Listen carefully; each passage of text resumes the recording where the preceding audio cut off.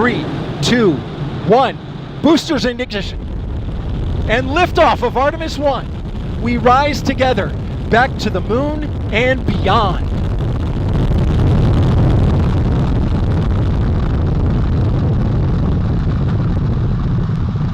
All 4 RS-25 engines on the core stage and 2 solid rocket boosters now propelling the vehicle at 128 miles per hour.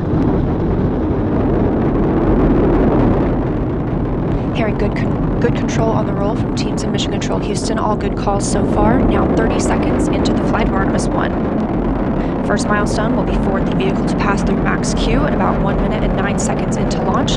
This is the greatest period of atmospheric force on the rocket.